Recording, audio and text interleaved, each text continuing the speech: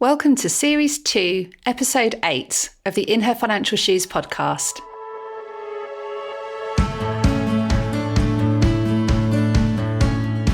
Welcome to the In Her Financial Shoes podcast with me, Catherine Morgan, founder of The Money Panel, helping you to get financially naked. Listen in each week where we talk about that taboo subject of money. Listen to brutally real-life stories, step into our guest shoes and be left feeling 100% confident and in control. Oh, and we hate financial jargon, so don't expect any here. Small steps, big wins, let's go.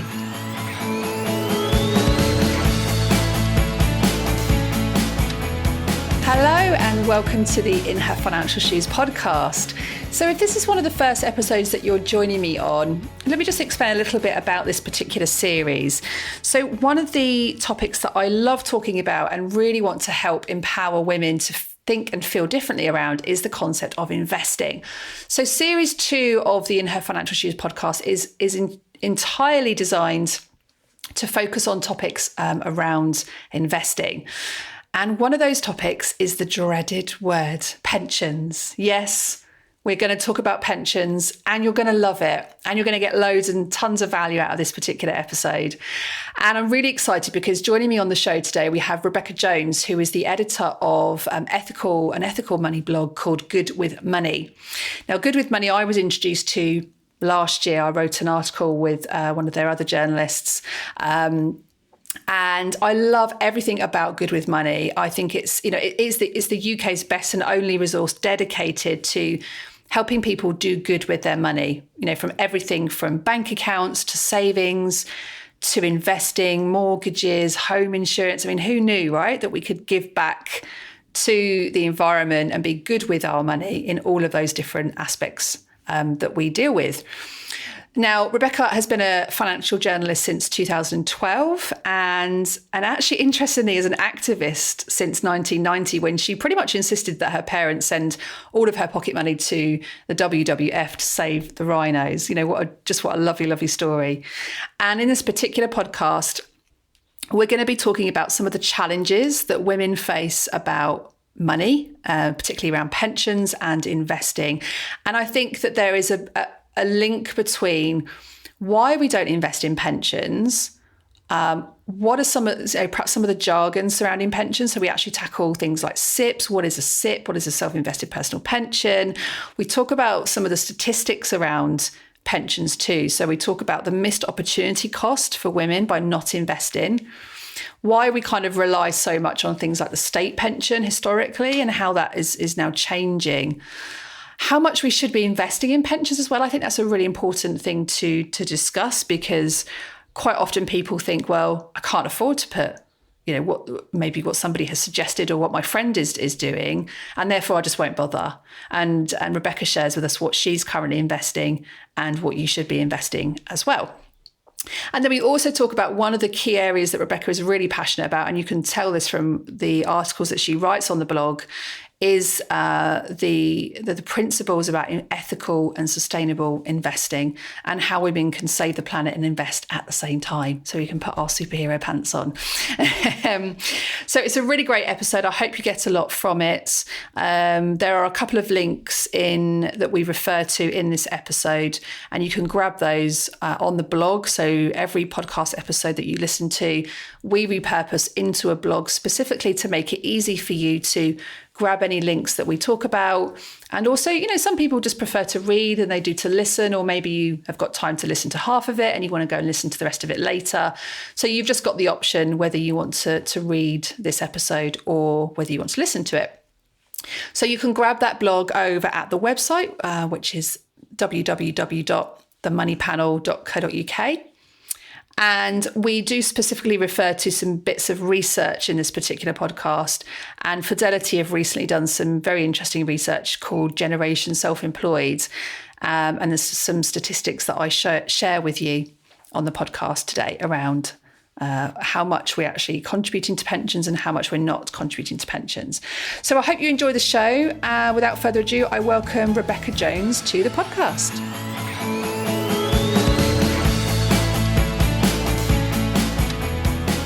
So Rebecca, a massive welcome to the In Her Financial Shoes podcast. How are you doing this morning?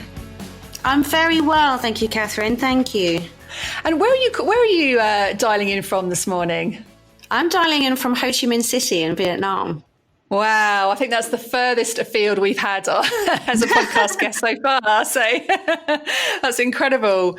How long have you been out there for? So I've been living here for about 1.5 years now. Wow, what took you over there? Well, I had a bit of a kind of third life crisis. I turned 30 and thought, what am I doing in my life? I went traveling for a year. I found myself in Vietnam at the end of it. And I just absolutely fell in love with the place. There is so much to recommend it. The weather's great. The people are great. The food's great. The cost of living is very low. So yeah, I love it. I'm learning Vietnamese still. It's not an easy language, but I love living here.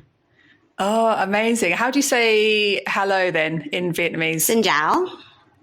Xin chào? Đúng rồi. Is that right? Xin chào? Xin chào. Wow. I was just saying to you before we joined on here that I've never been to Vietnam. My dad used to visit there often with his business, actually. And my friend's just come back from Vietnam. He literally toured quite a bit of the country on a motorbike. And it just sounded absolutely such a beautiful place to visit. It's so much fun. I haven't done the whole country on a motorbike, which is quite hardcore, but I have done the center. It's an area called the Hai Van Pass where you're just going over mountains, and it is just wonderful. Wow, incredible. Wow. So I'm talking from sunny Milton Keynes. So I'm feeling quite no comparison there. But no, thank you so much for joining us today, Rebecca. And so Rebecca, so you're an editor for a money blog called Good with Money. Could you just start by telling us a little bit about what do you guys do at Good with Money? Yeah, sure. So Good with Money, we are the UK's best and only personal finance website that is dedicated to ethical and sustainable finance. So whether that be bank accounts, saving accounts, ISAs, investment, pension, even home insurance, car insurance, anything that is green or ethical, mortgages, then we cover it. We've been going since 2015 and I've been the editor since November last year. And we're going from strength to strength. It's really pleasing to see. Amazing. I love the fact that your entire website, which has got some amazing blogs on there. I had a peek over at the weekend and you've got some such interesting topics that you help to position in the market, from all things to do with bank accounts and savings and investing and, things that you just mentioned there. Why is that particularly important to you, Rebecca, in terms of, the whole ethical side? Why is that so important to you? Well, for me personally, before I became a financial journalist, I was an eco warrior. So from age 5, I was insisting that my father send my pocket money to WWF to save the rhinos. I implemented some interesting recycling initiatives at home as well from kind of age 10. So I've always been really passionate about doing what we can to save the planet. My interest in money sort of developed in my teenage years. Both of my parents, bless their hearts, were absolutely hopeless with money. And then when they split up, I ended up helping my father kind of deal with mortgages and that kind of thing. So I had early exposure to the world of money. So then when I got into my early 20s and I graduated, I was able to start bringing those things together when I became a financial journalist. And then I started specializing in ethical and sustainable finance because, I would say this because it's my career and it's what I do, but I think it's genuinely one of the most powerful things that we can do, anyone can do to make a positive impact on the world is to use your money. We live in a capitalist society. If you want to change the flow of capital, then you need to make sure it's going in the right direction, and you can get involved for as little as £5 investing in your local renewable energy project. So it's something I'm enormously passionate about. Yeah, that's amazing. And I think it's definitely a conversation that comes up regularly, within my Facebook community. It is a topic that's very much felt by women, and I would say probably more so than men in some ways. We like to give back to the environment and we just like the concept of being able to do good at the same time as building our wealth. And I kind of want to explore some of that with you on the podcast today. But I also want to talk about how that can kind of links into the topic around pensions. And I think there's definitely a similarity between, investing in pensions and sustainable investing. But in your view, Rebecca, how important is ethical and sustainable investing? And how can women kind of save the planet and invest at the same time? I think it's just so important. Again, I live and breathe this every day, so I would. But we, in terms of what we need to do in the world, things that we need to achieve, looking at, for example, the UN Sustainable Development Goals, we cannot achieve a cleaner, more equitable planet unless we're all investing to do that. The World Bank says that 80% of funding to achieve the UN Sustainable Development Goals will come from private finance. So we all need, if we want to live in a better world, to invest in it. So on that very top level, it's so important for us all to get involved. And then more on a personal level, I think that, just as you mentioned, women are more interested in aligning their money with their values. Women have been shown time and time again over various different surveys to be more interested in sustainable and ethical investing than men. There are reasons for that. We recently did a piece of work with Starling, which is a digital bank, in which they looked at the media representation of men and women when it comes to talking about money. And for example, in 90% of articles, financial articles positioned at women, it talked about spending less money. And then in 75% positioned at men, it talked about earning more and investing more. So money, even now, is positioned as something quite aggressive and something that's for men. And so when you position it like that, then women immediately think exactly that it's aggressive and it's for men. And that means that it's opposite to what they care about, which is, the kind of more sustainable, ethical piece. So I think that our job is to show them that they're not mutually exclusive, that those two things can work together. Yeah, I think what you're referring to there is the Make Money Equal campaign that Starling Bank launched a couple of years ago by their CEO, Anne Bowden. It was something I've actually talked about, I think, previously on some previous episodes. It's really fascinating, isn't it, of how women are depicted in society about how we deal with money. And I think one of their stats as well was like 65% of these articles, and I think they assessed like 300 articles, didn't they, across different magazine articles and newspapers, and 65% defined women as excessive spenders. You always see, don't you, these billboards, saying, to guys, like, don't give your credit card to your wife because she's going to go and spend all the money. And, we are depicted incredibly in quite a negative way, that we're not very good at dealing with money, when in actual fact, I think women are taking much more control and power now over the household purse. Yeah, absolutely. But it also that depiction flies in the face of reality, because in terms of saving, women save more than men. So if you look at the latest HMRC stats, for example, 10.8 million women have an ISA, 10.3 million men have an ISA. The difference is that women are putting it in cash, whereas men are investing. And that brings us on to the issue with pensions, is that women have a tiny pension compared to men. At the moment, there's disagreement over the numbers. So, for example, the CII, the Chartered Institute of Insurers, estimates that the average woman's pension pot at retirement these days is £35,800, which is a fifth of the size of the average man's. AJ Bell, which is an online platform, I'm sure you know, they estimate that more at 59,000, which is 2/5 the size of a man's pension pot. But either way, we do know that women are coming up to retirement with much, much less than men, because they're not investing it in pensions over their lifetime. Why do you think that is? Why are we not investing as much into pensions? Well, I think the main reason is, certainly historically as well, because don't forget, when you're looking at these figures, you're looking at the generations behind us. I'm 34, so we're looking at the generations behind, sort of 20 years behind me, 30 years behind me. It's going to be because of large career breaks for having babies. It's going to be because of lower wages. And there's all sorts of other structural issues around women's access to pensions, say 20 years ago, that aren't the same now. So I think that, it would be very interesting to look at these statistics again in 20 years. But certainly, historically, it has been almost entirely to do with career breaks, inequality in the workplace, and, the gender pay gap. Yeah, and all these things have a huge impact, don't they, on our ability to invest. But I think also what stands out for me quite often when I talk to people about pensions is just the word pensions. For some people is just so full of fear, because we have we have this, and again, it comes down to behavioral finance, doesn't it? We have this anchoring idea of what a pension actually is. And in reality, a pension is just a huge, great big bucket of money. It's just a savings vehicle, an investing vehicle that we put our money into that enables us to to think about our future self and how we're going to provide for, a nice, comfortable lifestyle in our, in the future. But I think the word pensions can really put people off. Would you agree with that? Do you think that maybe we need to change the way that we're communicating about, our kind of future investments, and maybe not talking about pensions, but maybe talking about it in a different way?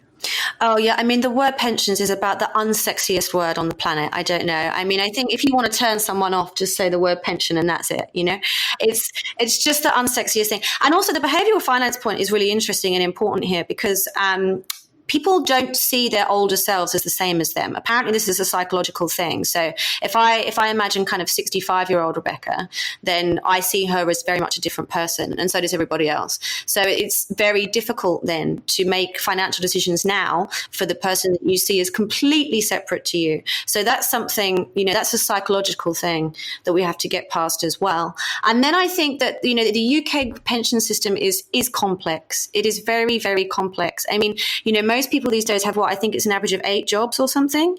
And then that typically means 8 different pension pots. I speak to people in the finance industry who are like, oh God, I know I've got 7 or something, but I just can't even, whatever, because it's just so terrifying. In the US, they have something called 401k, which I'm not sure if you're aware of, but it's essentially like a pot follows member thing. So you have control of your own pension, and then every time you go to an employer, then you give them the number, for example, and then the employer pays in. Great idea. If we had something like that, that would really help.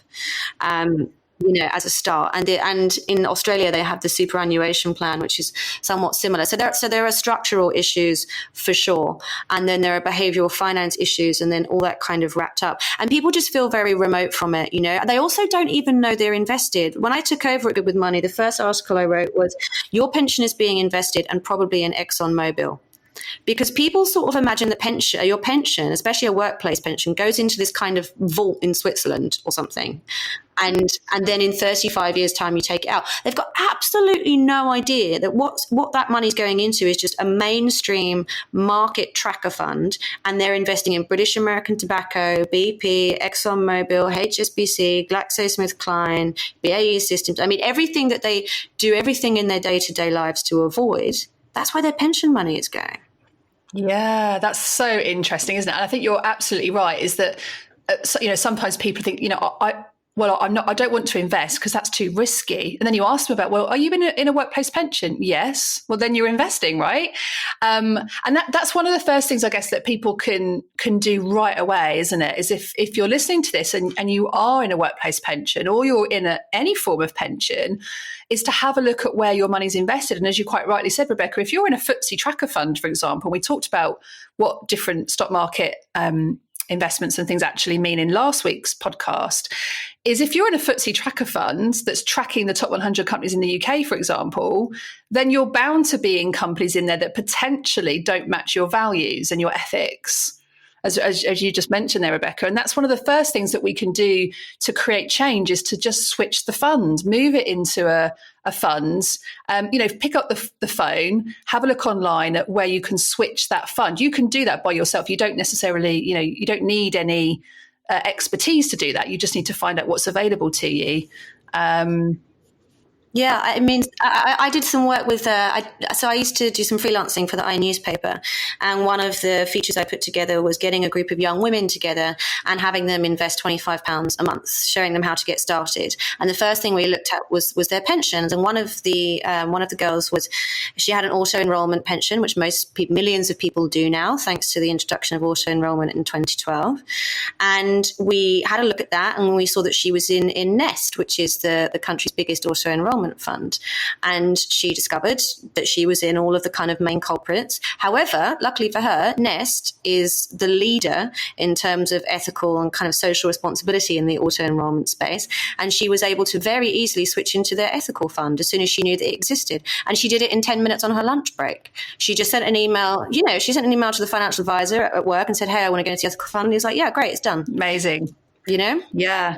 So let's just talk a little bit about ethical investing. What does that actually mean? So you mentioned about some companies in it that some people may not be familiar with, but how would you describe ethical investing? And obviously there are different types, and we don't want to go sort of into all of this right now, but can you just give us a general idea of what ethical investing means?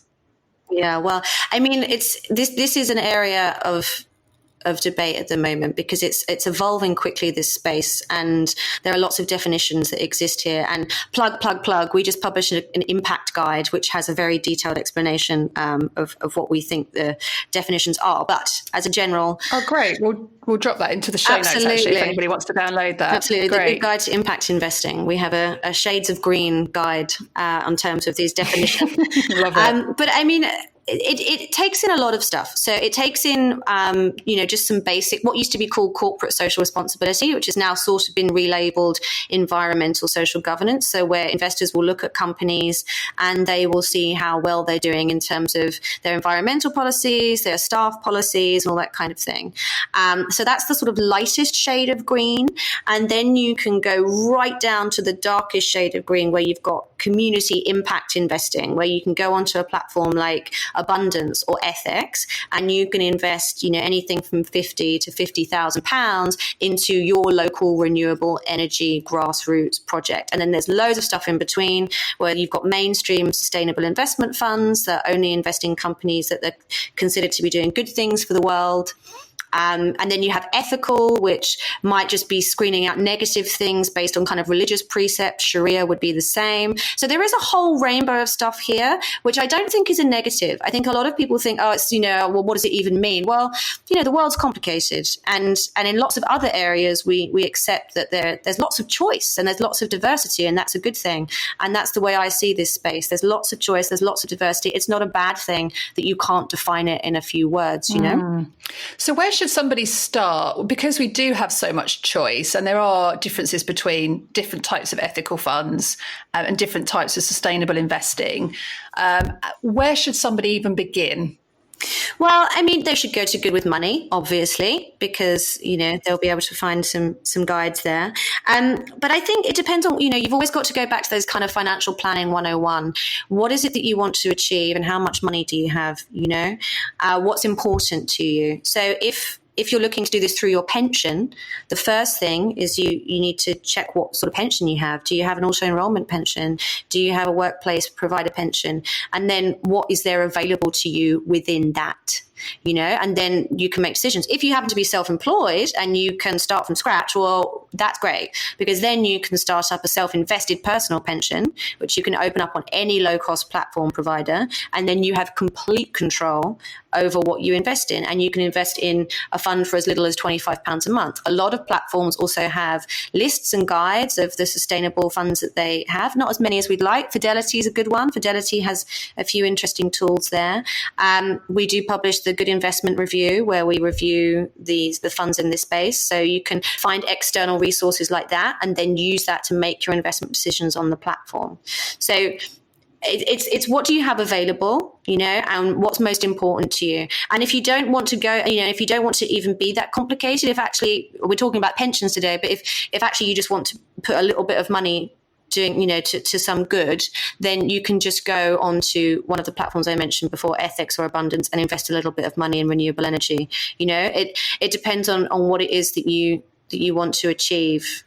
Yeah, absolutely. Great. There's some great tips in there. And I'll put some links into some of the references that you've referred to there for those listeners that can. And with the beauty of the podcast, if you haven't already seen this, is that we repurpose this into a blog every week. So if you're listening to this in the car and you're thinking, I need to grab a note of what Rebecca's just mentioned there, just come back to the website and jump into the blog, and then you can see all the content in there and you can just take the links from there. So we'll pop some of those links in.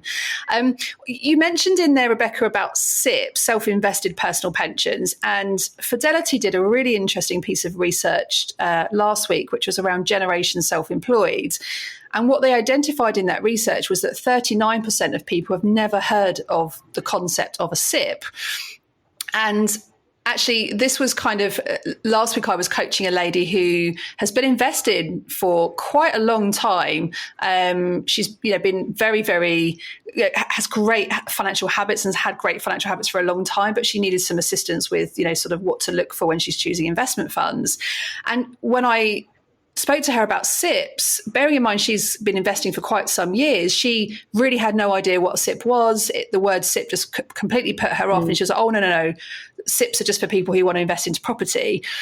And I think that's really important for us to maybe just talk about for a few minutes, because, a SIP essentially is exactly the same in reality, isn't it, to a pension? It's just what I call the sexy version of a pension. Yeah. But how would you describe a SIP to somebody who maybe hasn't come across that before? Yeah, well, I mean, it's really interesting the woman you spoke to had that perception around property, because that was very much how they were marketed in the beginning. So I forget their original name, but the Labour government kind of opened up pension saving in the 90s, and they went from being their former selves to their current incarnation. And one of the major benefits was that you would be able to invest in property through them. And that has just stuck with them. Although I don't think that people use them, in terms of the proportion of what they're investing. I think that property is tiny. But essentially, it's just a way for you to get the tax benefits of saving into a pension outside of a workplace scheme. So saving into a pension is so tax efficient. That's really, really key, because you get tax relief on with all pensions, you get tax relief on the way in, you don't get it on the way out. But if you're not using a pension for your retirement savings and you're using something else, you're not getting that tax relief, which is 20% for basic rate payers. And then if you happen to be lucky enough to be a higher rate or an additional rate, then you get that on top. And tax relief, even if you're not earning, right? So if you're on maternity leave, or you're at home with the kids, for example, you can still contribute to a pension. You don't have to be working to be eligible, and you'll still get that basic rate of tax relief on contributions. Yeah, absolutely. Most SIP providers just refund the basic rate straight away. So they claim that from the government, and then it goes straight into your account. So there's no administration there. There is administration if you are a higher rate earner, but if you're a basic rate earner. So that's the key thing. That's the really important thing. It's an online account these days where you can, go onto AJ Bell, Fidelity, Best Invest, Charles Stanley, other platforms are available, and open up a self-invested personal pension. And then there you are. And you can just invest in the funds that you want to. There are fees and charges related. So it's more expensive than doing, for example, an old school personal pension or a stakeholder pension, where you might be able to go to one of the big insurers like Aviva or Standard Life, Legal & General, and then as an individual contribute into their large stakeholder pension. So a SIP will typically be a bit more expensive than that, but you will have far more control. And it's these are the things. So people that are really passionate about sustainable, like real, true, sustainable impact, ethical investing, SIPs are the way to go, because you have full control. Yeah, absolutely. And I think you quite rightly said, I like your expression there about the kind of old school personal pensions and stakeholder pensions. A SIP is probably just more of a modern version, but it does give you complete flexibility. But they all do the same job. They're all just a wrapper that sits around that pot of money that you're investing, and it protects it from tax. You get tax relief going in. You do get some tax benefits coming out the other end. And the other thing I think to mention here, and I talk a lot about this on my Facebook videos and things like that, is that with the change in pension legislation some years back, is we don't have to exchange that pot of money now for an income for the rest of our life. It doesn't have to be this old school way of buying what they call an annuity, where you exchange that pot of money for a fixed income until the day that you die.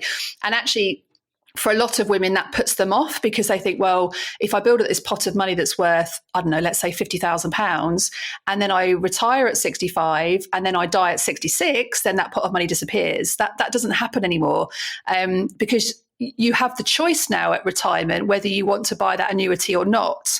And if you don't choose to buy that annuity, that pension that you've accumulated can remain invested for your entire retirement. Yeah, and let's think about that, because if you're retiring at 65 and you die at 99, let's say, you're invested for like 30 years. So we don't want to be investing in cash, because, cash is just going to get hit with, inflation and all of those things, low interest rates. Whereas you've got the complete ability and control and choice now to be invested in a pot, in whatever funds is related to your values and your ethics and your goals. And that money could be there. I'm 37 as well. So, I'm in my 30s. I'm investing for the next 60 years. And so I think sometimes we have to be aware that pensions are very different to how they used to be, and we don't have to exchange this pot of money for a fixed income in retirement. For a lot of people, that's still the right thing to do.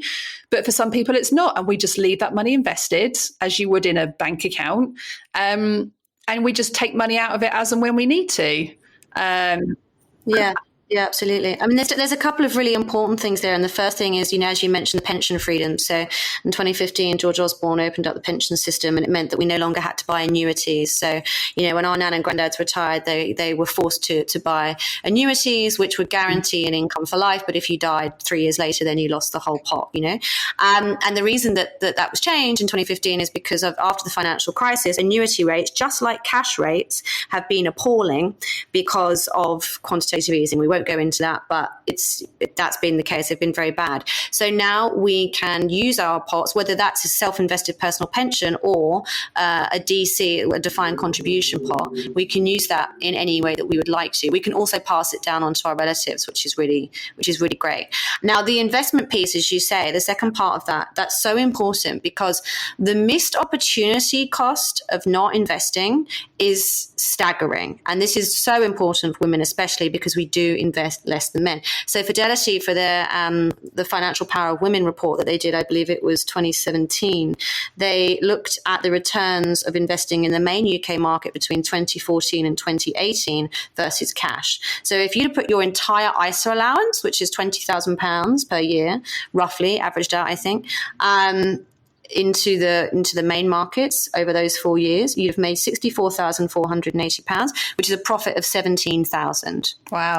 Now, if you'd have put that in cash, you'd have made a profit of £290. Wow, what a difference. So, yeah, the missed opportunity cost here is massive. I did a piece of work for Moneybox earlier on in the year, in which we looked, out of interest, I wanted to see what would have happened if over the last 40 years, or I thought it was 35 or something, if you'd have invested at the top of every market, i.e. before every big crash. So the 87 crash, and then the Asia crash, and then 2008. If you'd have just invested at the absolute worst time possible over the last 35 years versus saving in cash, you still have £125,000 more.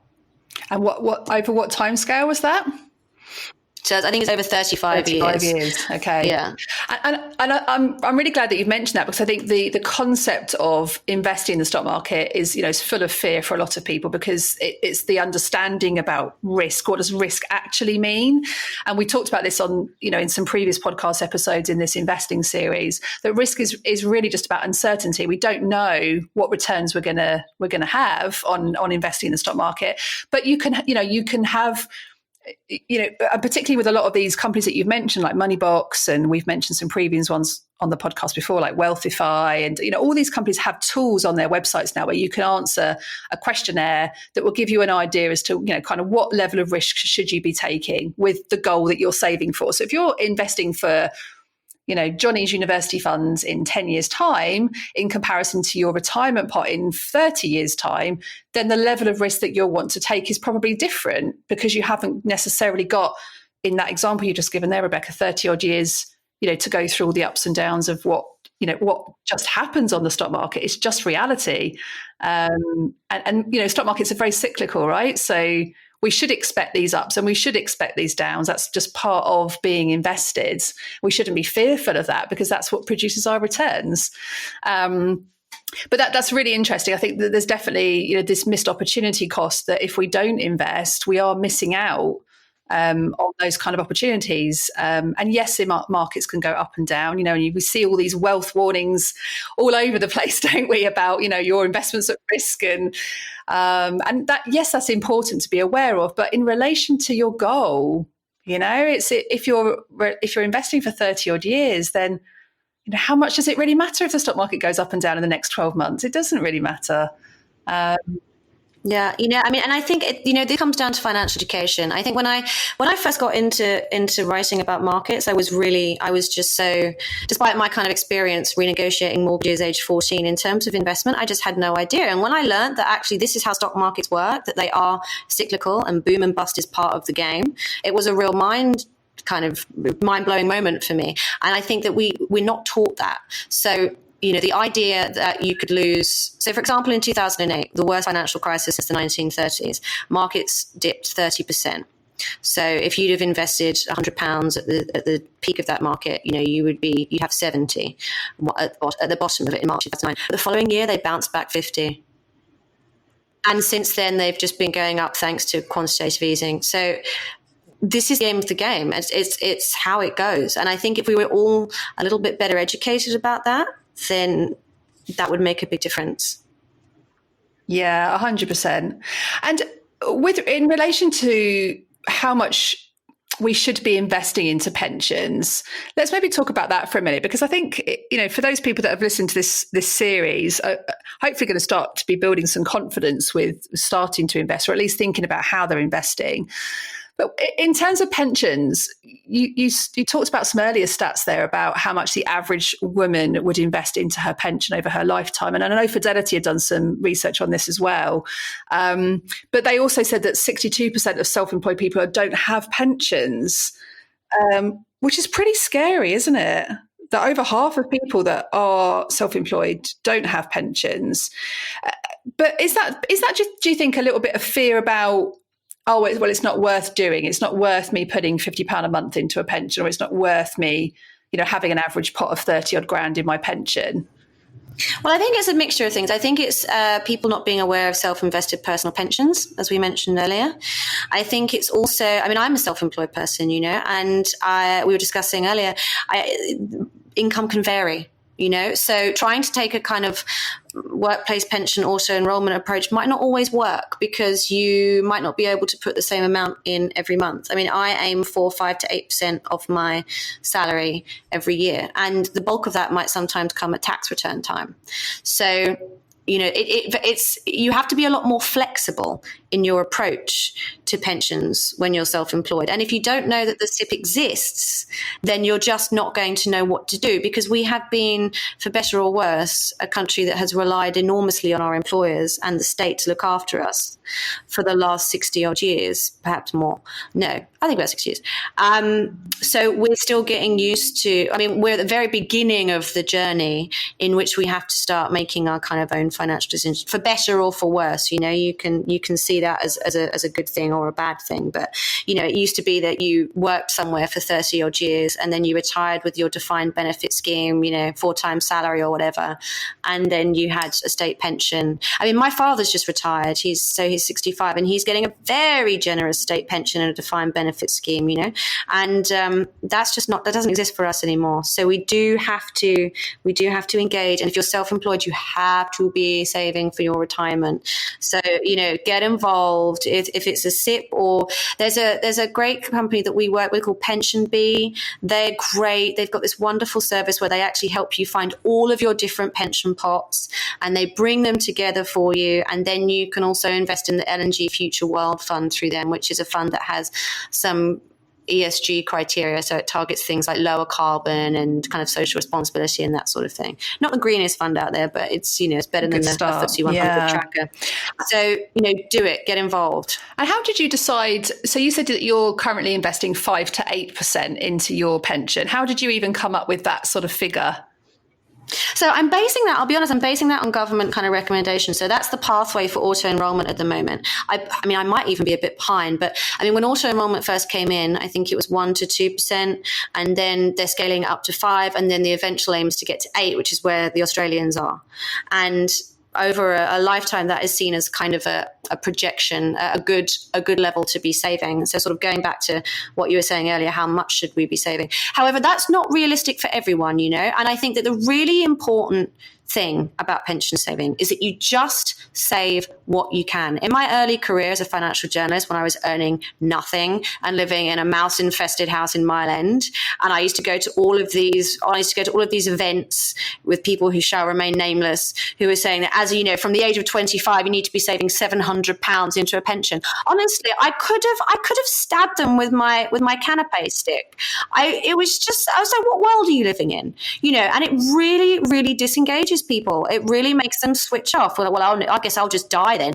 I mean, the amount of people that I speak to, young people who genuinely say to me, my plan is at 65, I'm just going to start drinking heavily and maybe start doing heroin, because everything that I've read suggests that I'll never have enough money to live on and it's going to be awful. But, you know, the power of compound interest means that whatever you save, you know, over 30 odd years, as you pointed out earlier on, just compounds on itself. That's another thing we need to teach in schools: compound interest. Because when you borrow money, it works horribly, and when you save money, it works wonderfully. You know, even the smallest amount of money over a long time period can become something. So just save what you can. You know. Yeah, 100%. And that's why I wanted to ask you that question, because I think that there is no.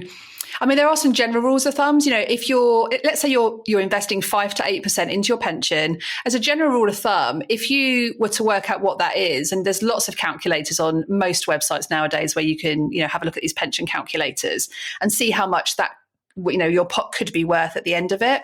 But as a general rule of thumb, if you built up a pot that's worth, let's say, £100,000, just for easy numbers, then the rule of thumb is that you divide that by 4, and that will roughly give you an idea of what income that would give you in retirement if you were to go down the annuity route. So, you know, 100 grand would give you £25,000 a year out of income in retirement. So, a kind of general rule of thumb there. But I think that is really important, Rebecca, to talk about, because, you know, just invest whatever you can afford, even if it's 20 quid a month, or, you know, it doesn't matter. It's just getting started is the most important thing. And don't compare yourself to what other people are doing. Base it on your current financial situation.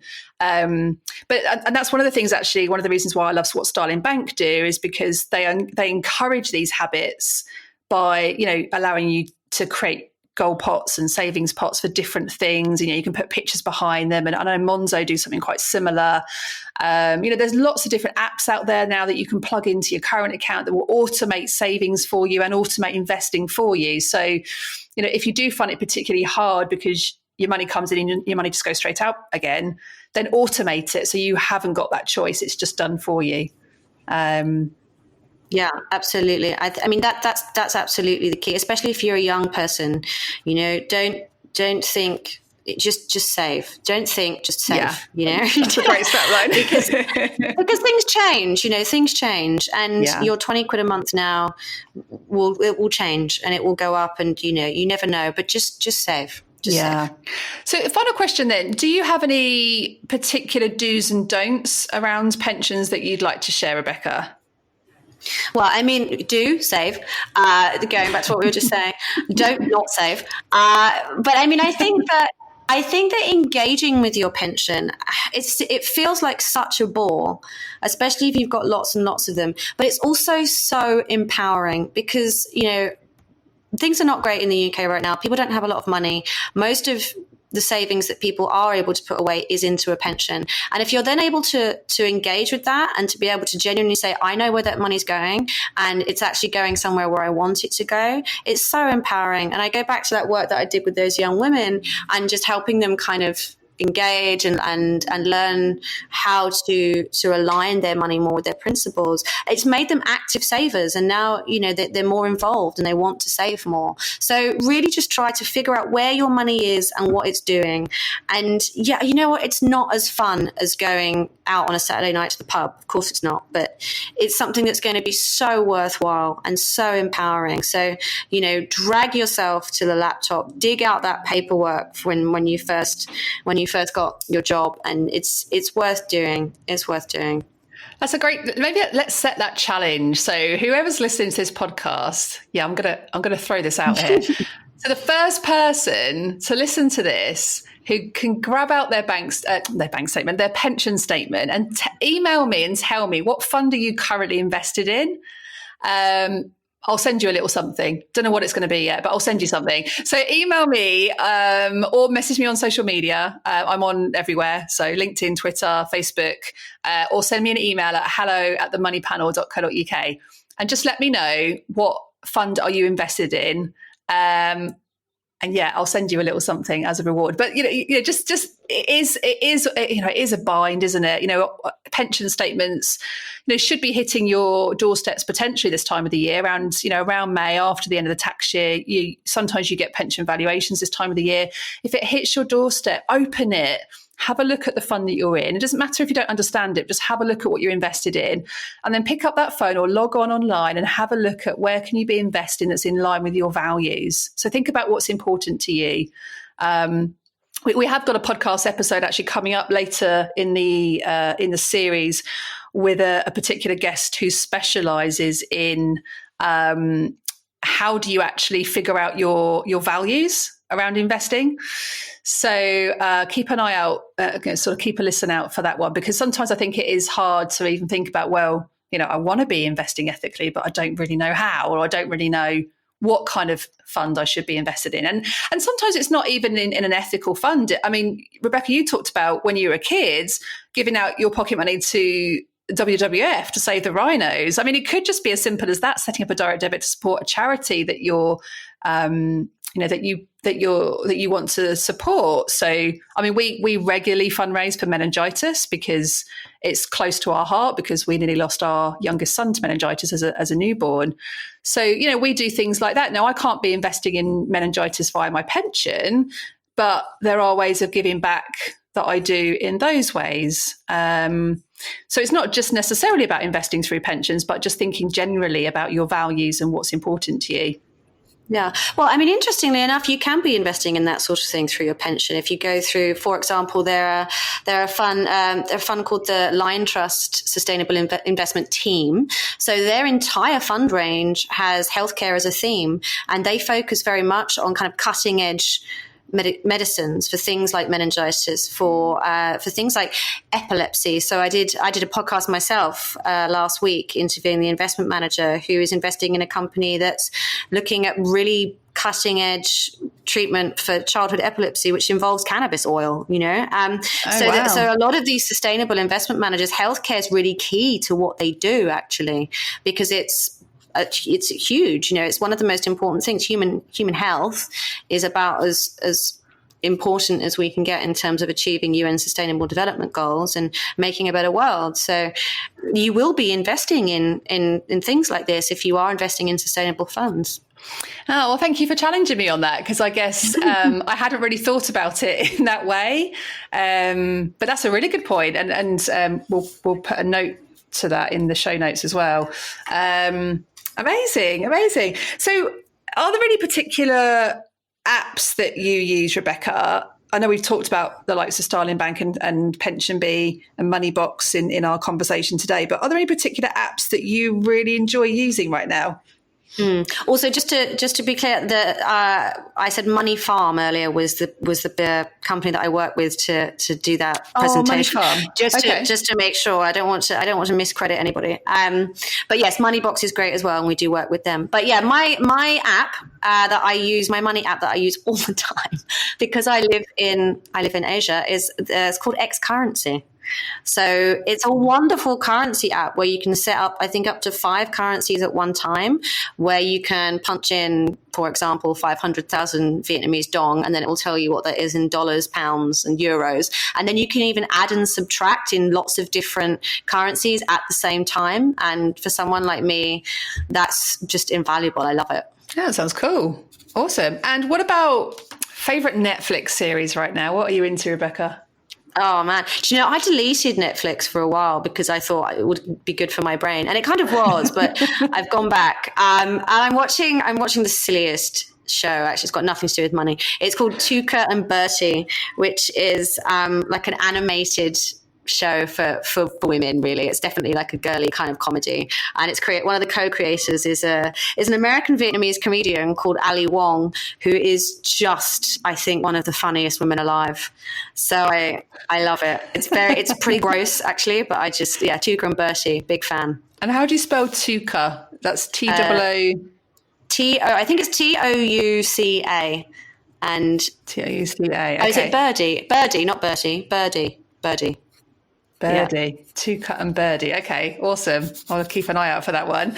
And what about favourite book? Do you have a book that's either changed your life or one that you would recommend for our readers that's been a good one for you? I'm a bookworm. I did English literature at uni. So Oh wow! Yeah, Oh gosh, this is a hard question for you then. I mean, if we were doing a different kind of radio show, I might give a different answer. But in terms of money, I think free economics was actually really a big one for me, because free economics, I think that was one of the very first books to make kind of high level macroeconomics accessible to people, and to really help people understand how those kind of economic trends feed into day-to-day life. I remember one of the examples, they looked at the falling crime rate in the US over the 1990s, and they correlated that with access to abortions for women in kind of, in underprivileged demographics. So looking at different kind of trends and how that can work into economic cycles, I thought that was fascinating.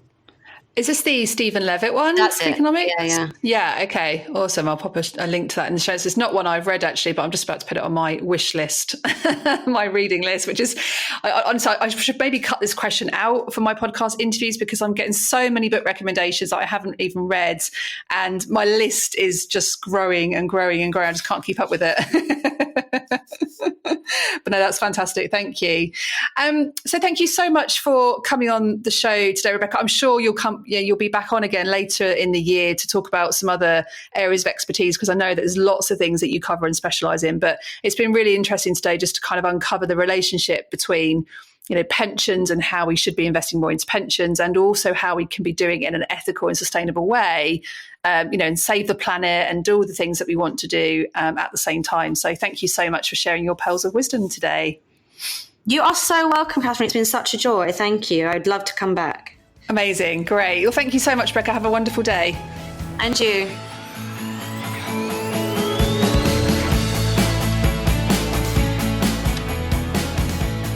So I hope you've enjoyed today's episode. I wonder who's going to be the first person to email me. So if you didn't catch that at the end there, one of the things, the easy ways that you can be thinking about how we can be investing ethically, and that may encourage you to get a bit more focused on maybe some existing pensions that you have, is to dig out those pension statements or open the next one that hits your letterbox and message me. Let me know what fund you're invested in. The first person to do that, may even do it to a few more than just one, but just drop me an email or contact me on social media and let me know what fund you're invested in. And I'll send you a little something. So I wonder who's going to be the first person to do that. So thank you so much for listening today. A massive thank you to Rebecca for her time. And I also just wanted to leave you with a bit of news, actually. We talked about this on the last podcast episode, but in case you missed that one, we are about to launch. I say about to launch. We're actually launching this out in August. But a lot of my time over the next 2 months is going to be spent on a really exciting project. And this particular project is going to be for the launch of a low-cost membership, which we're calling the Money Circle membership.